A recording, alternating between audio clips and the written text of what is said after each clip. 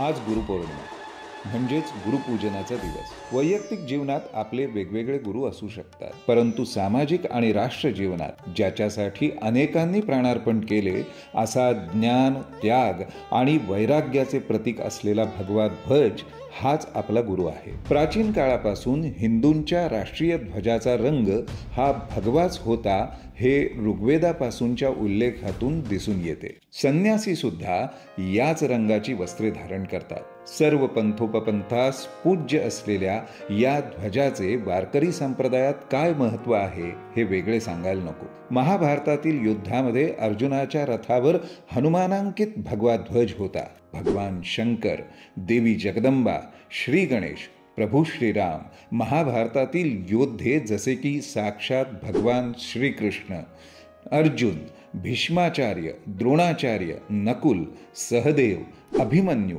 हे भगवा ध्वजच मिरवित असत. तसेच चंद्रगुप्त, सम्राट अशोक, चालुक्य राजे, राणी चेन्नम्मा, छत्रपती शिवाजी महाराज, राजा रणजित सिंह, झाशीची राणी, पेशवेशाहीचा जरीपटका रूपातील भगवा ध्वज, महाराणा प्रताप, शीख गुरु या सर्वांचे ध्वजावरील आपले प्रतीक वेगवेगळे असले तरी ध्वजाचा भगवा रंग हा धागा मात्र एक समान आहे. कारण ही भगवी पताका, भगवा रंग हीच भारतवर्षाची अर्थात हिंदूंची निर्विवाद ओळख आहे. 1931 साली भारतीय राष्ट्रीय काँग्रेसने नेमलेल्या राष्ट्रीय ध्वज समितीने देशाची ओळख असलेला भगवा ध्वजच स्वतंत्र भारताचा ध्वज असावा असा अहवाल सादर केला होता. या भगव्या ध्वजावर डाव्या कोपऱ्यात निळ्या रंगातील चरखा असेल असे म्हटले होते. या भारतवर्षाच्या उत्थान व पतनाचा तो साक्षीदार आहे. अनादी काळापासून आहे आणि अनंत काळापर्यंत राहील.